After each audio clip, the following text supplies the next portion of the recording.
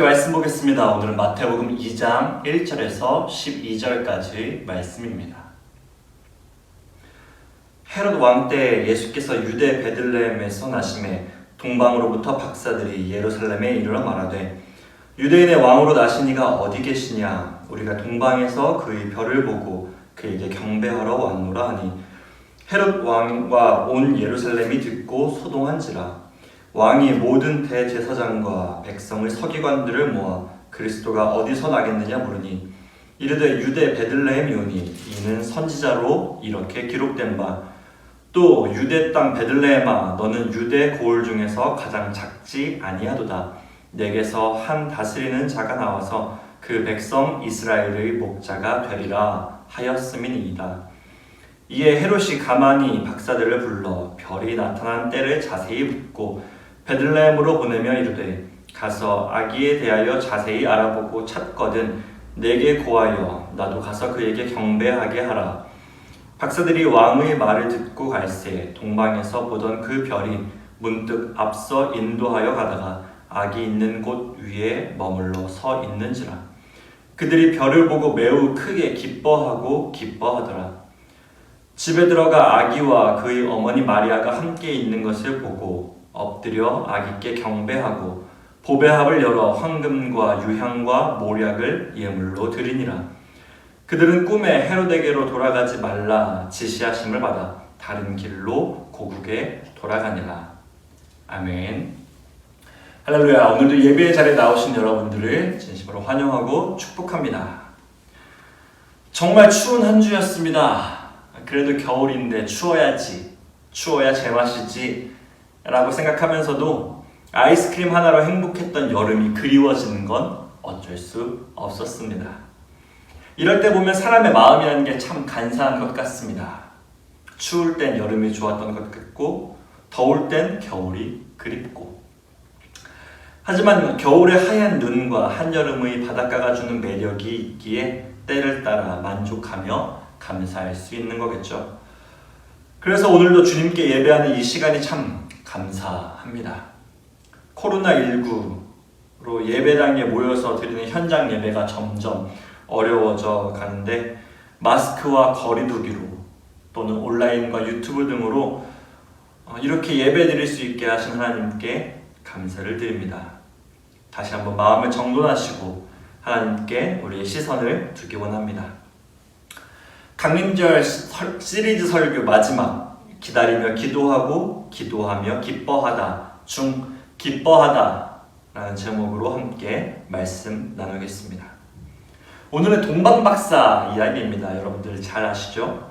저 멀리 동방에서 천문을 관측하던 박사들이 하늘의 별자리를 보고 유대인의 왕을 찾아 예루살렘으로 옵니다. 그런데 눈치가 없는 건지 예의가 바른 건지 이들은 헤롯 대왕을 먼저 찾아와서 유대인의 왕을 찾습니다 라고 말합니다. 가뜩이나 로마와 유대인들 사이에서 왕위 명분으로 골치가 아팠던 헤롯 왕은 자신이 아닌 유대인의 왕을 찾아왔다는 그들의 말에 온 성을 발칵 뒤집어 놓습니다. 어쨌거나 그들은 왕궁을 뒤로하고 계속해서 별을 따라갑니다. 그리고 마침내 베들레헴 작은 집 앞에 다다릅니다. 강보에 쌓인 아기 예수님 앞으로 동방 박사들은 무릎을 꿇죠. 그리고 그들은 유대인의 왕에게 걸맞는 예물로 경배를 드립니다. 여러분들도 잘 아시는 이 동방 박사 이야기. 얼핏 동화 같은 이 이야기 속에서 우리는 주님의 마음을 찾아보려고 합니다. 그리고 말씀을 통해 오늘 우리에게도 비춰주시는 별빛을 따라가고자 합니다. 먼저 말씀 보겠습니다. 10절입니다. 그들이 별을 보고 매우 크게 기뻐하더라. 별을 보고 기뻐하다. 오늘 사건의 핵심 인물들이죠. 동방의 박사들. 이들 하면 떠오르는 두 가지가 있습니다. 먼저는 그들이 가져온 예물, 황금과 유향과 모략. 그리고 그들이 따라온 별입니다. 이 박사들이 동방 어디에서 어떤 나라에서 왔는지 성경은 자세히 기록하고 있지 않습니다. 다만 동방에서부터 유대 왕의 별을 보고 먼 나라 이곳까지 온 것으로 소개합니다. 별을 따라. 참 낭만적인 이야기입니다. 별을 따라서 먼 길을 여행했고 마침내 그곳에서 진짜 별을 만나게 되었다. 일반적으로 문학에서 별은 꿈과 희망, 길잡이 등을 상징합니다. 지금처럼 지도나 내비게이션이 발달하지 않았던 시기에는 북극성이나 여러 별자리들을 보고 항해를 하고 길을 찾아갔습니다. 여행 중 목적지를 향한 나침반, 나아가 인생의 길라잡이가 충분히 될 법합니다. 오늘 본문의 박사들도 이 별을 마치 자기들의 인생 나침반처럼 따라서 온 것입니다. 이들에게 왕의 별은 어쩌면 일생일대의 기회였고 천운이자 사명이었을 수도 있습니다. 왕의 탄생을 나타내는 별을 보았다. 그리고 내가 그 산 증인이 되었다. 어쩌면 당시 천문학자들에게는 최고의 영광이었을 수도 있습니다. 이런 별은 오늘 우리에게도 있습니다.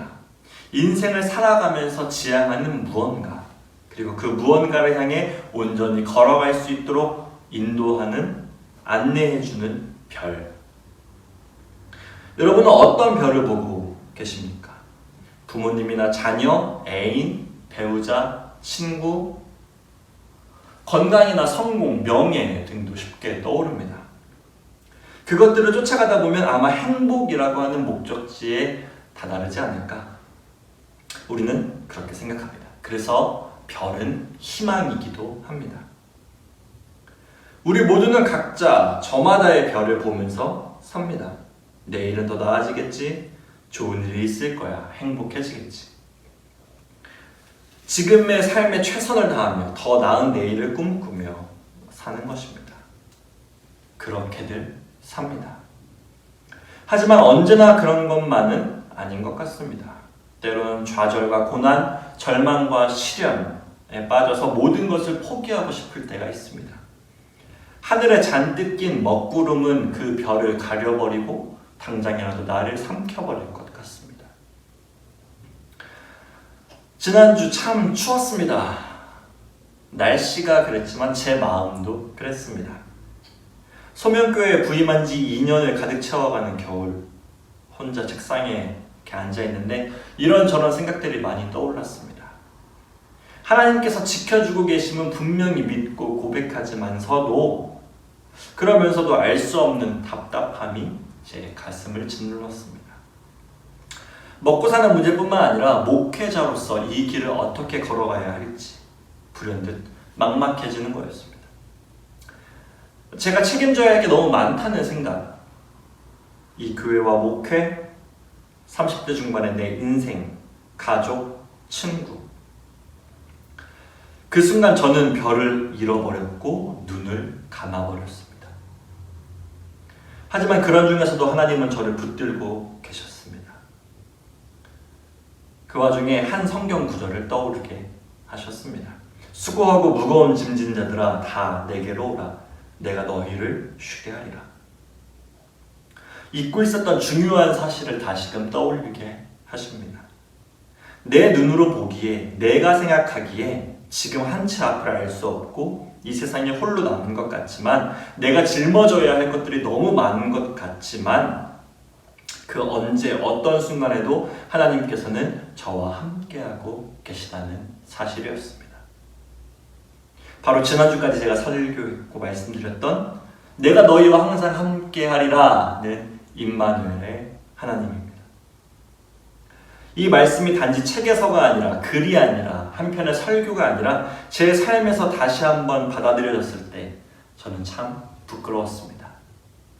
하지만 그보다 더 큰 감사를 하나님께 드릴 수 있었습니다. 하늘에 구름이 끼면 별이 안 보입니다. 별을 쫓아서 힘껏 살아왔는데 잠깐 낀 구름은 그 희망을 빼앗아간 것처럼 보입니다. 하지만 여러분 기억하십시오. 그 별은 언제나 구름 위에서 밝게 빛나고 있습니다. 동방의 박사들, 그들이 유대인의 왕을 찾으러 왔던 이 길, 이 과연 쉽기만 했을까요? 평탄대로였을까요?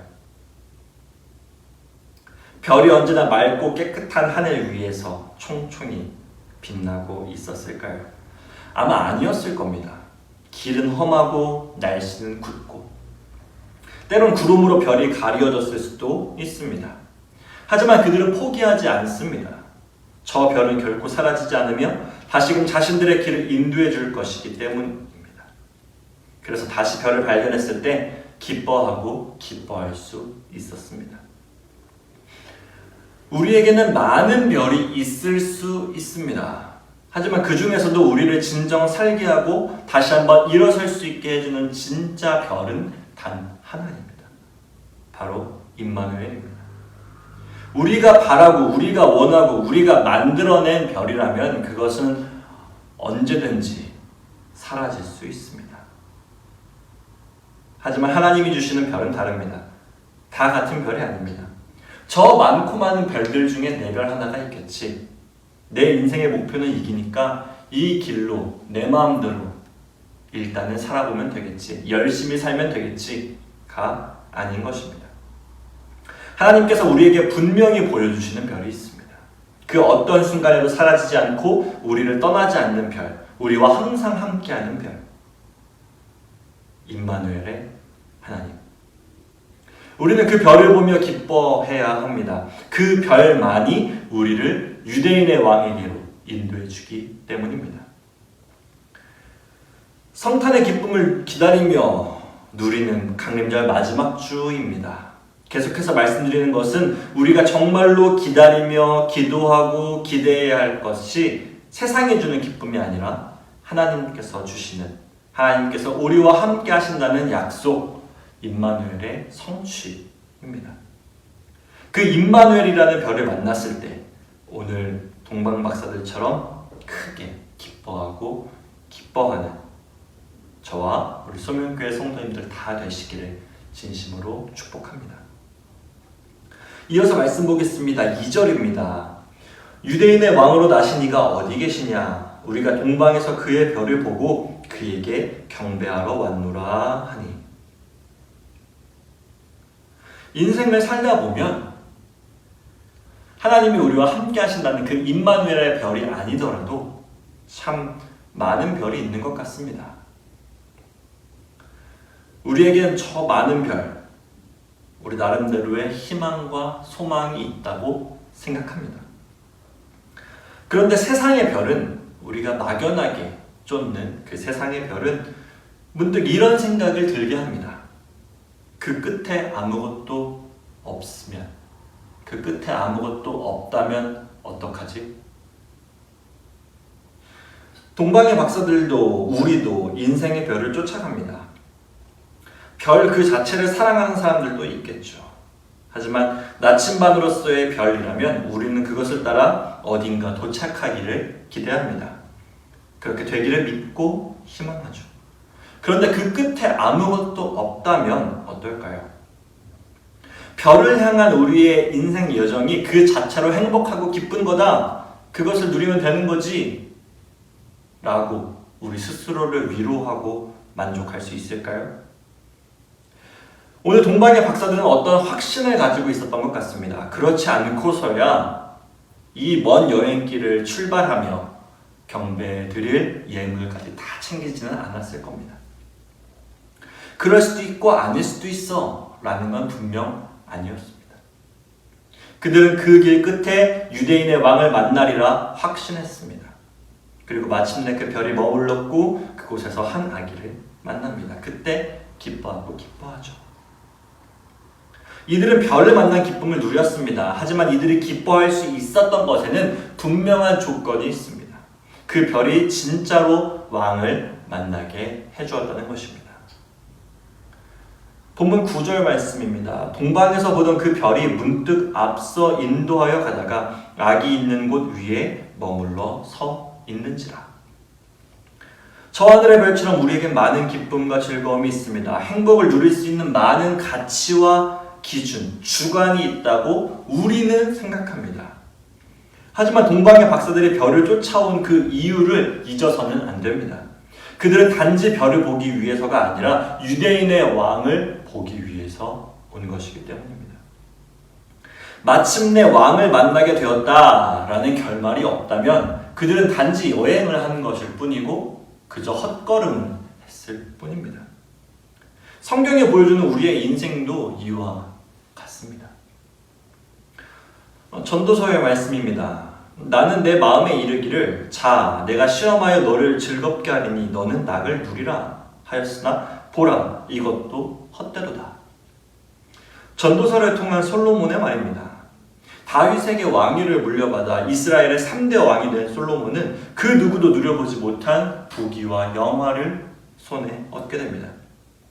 세상의 모든 즐거움이 그에게 있었습니다. 심지어 그는 하나님께 기도함으로 지혜를 얻었고 열방의 많은 나라들이 그것을 부러워하며 배우고자 했습니다. 하지만 우리는 그의 비참한 말로를 잘 알고 있습니다. 열왕기상은 우리에게 이렇게 전해줍니다.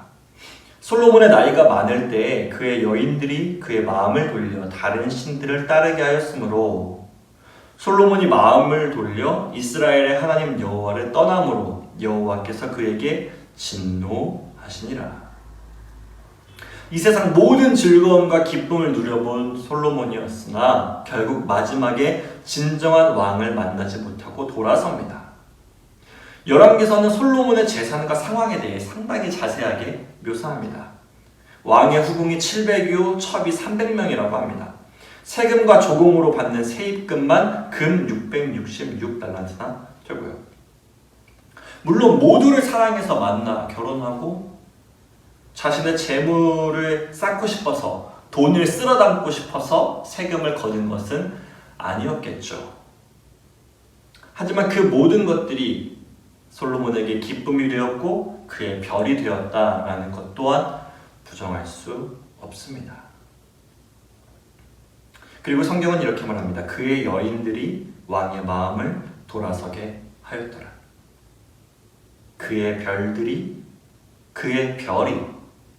그의 마음을 돌아서게 하였더라. 결국 그의 별, 솔로몬이 따라갔던 그 별 끝에 유대인의 왕은 없었습니다. 그의 걸음은 동방 박사들의 그 걸음과는 완전히 다른 것으로 끝나게 된 것입니다. 잘못된 별을 따라갔을 때 우리의 마음은 하나님에게서 돌아서게 됩니다. 강림절 시리즈 마지막 설교, 기뻐하다라는 주제죠. 기뻐하다. 세상에는 우리를 기쁘게 하는 많은 것들이 있습니다. 특히나 연말 연시가 되면 한 해의 기쁨을 되돌아보고 다가올 새로운 기쁨의 눈을 돌립니다. 모든 별이 유대인의 왕을 만나게 하지는 않습니다, 여러분. 이 세상에 얼마나 많은 즐거움과 행복이 있겠습니까? 하지만 모든 별이 유대인의 왕을 만나게 하지 않습니다. 더 정확하게는 별이 유대인의 왕을 만나게 해주는 것이 아니라 유대인의 왕을 만나기 위해 별을 따라가는 것입니다. 별을 만나서 기뻐할 수 있는 것은 그것을 통해 진정한 메시아, 유대인의 왕, 예수 그리스도를 만날 수 있기 때문입니다. 그저 그 자체를 즐기라는 것이 아닌 것입니다. 우리가 진정 기뻐해야 할 것은 내 눈앞에서 반짝이는 별 하나가 아니라 우리의 왕으로 오신 예수님 한 분뿐입니다. 우리는 오늘 무엇으로 기뻐하고 있습니까? 우리를 진정 웃게 만드는 것은 무엇인가요? 예수 그리스도를 만난 기쁨이 아니라면 그것은 결국 헛걸음에 지나지 않습니다. 저 하늘의 수많은 별들 중 하나를 내 마음대로 쫓아가는 그런 삶이 아니라 우리와 항상 함께 하시겠다는 임마누엘의 별, 그 별을 따라 마침내 예수님을 만나는 그 기쁨 누리시기를 진심으로 축복하겠습니다. 벌써 마지막입니다. 별을 따라, 별을 통해 동방 박사들이 찾고자 했던 것은 유대인의 왕이었습니다. 그들은 마침내 한 아기를 만났고 그에게 예물을 드리며 경배합니다. 그렇게 가장 큰 기쁨을 누리고 돌아서죠. 누가복음은 또 이렇게 기록합니다. 지극히 높은 곳에서는 하나님께 영광이요 땅에서는 하나님이 기뻐하신 사람들 중에 평화로다. 천사들의 찬송이죠. 영광과 평화의 왕. 그런데 이 유대인의 왕은 꽃길만 걷기 위해 오신 분이 아니었습니다. 그 영광과 기쁨 이면에는 유대인의 왕으로서 가야만 하는 또 다른 길이 있었습니다. 오늘 본문이 마태복음 2장인데 마지막 부분에 해당하는 27장. 예수께서 총독 앞에 섰음에 총독이 물어 이르되 내가 유대인의 왕이냐? 예수께서 대답하시되 내 말이 옳도다 하시고. 마태복음을 기록한 저자는 자신의 복음서 안에서 앞뒤로, 그러니까 수미상관이라고 말하는 방식으로 예수님을 소개합니다. 바로 유대인의 왕입니다. 앞에서도 유대인의 왕으로 예수님을, 그리고 마지막에서 다시 한번 유대인의 왕으로 예수님을 소개합니다. 하나는 영광, 또 하나는 십자가입니다. 마태복음은 우리가 예수님의 단편만 보기를 원하지 않아 보입니다. 예수님의 사랑과 구원 뒤편에는 항상 십자가가 있다는 것을 말해주고 있습니다. 우리가 누리는 구원의 기쁨 이면에는 언제나 예수님의 십자가가 있다는 것을 기억하시길 바랍니다. 세상의 화려함과 성탄이라는 축제는 자칫 우리가 예수님이 이 땅에 오신 목적을 잊게 만들 때가 있습니다. 열심히 따라간 별자리 끝에 한참을 기뻐하고 즐거워하고, 그런데 그 끝에 아무것도 없는 것처럼 말이죠. 그래서 우리는 결코 잊어서는 안 됩니다. 우리를 살리기 위해 자신을 죽음에 던지신 예수님의 십자가 사랑을 말입니다. 강림절 시리즈 설교였습니다. 기다리며 기도하고 기대하며 기뻐하다. 4번에 걸쳐 우리가 성탄을 기다리며 어떤 믿음의 삶을 살아야 하는지 나누었습니다. 이제 며칠 뒤면 성탄절입니다. 아기 예수님의 탄생이, 예수 그리스도의 탄생이 한 생명을 향한 축하에 그치는 것이 아니라 온 인류, 우리를 향한 하나님의 사랑이었음을 다시 한번 기억하고 누리시는 저와 우리 소명교회 되기를 진심으로 축복하겠습니다. 기도하겠습니다.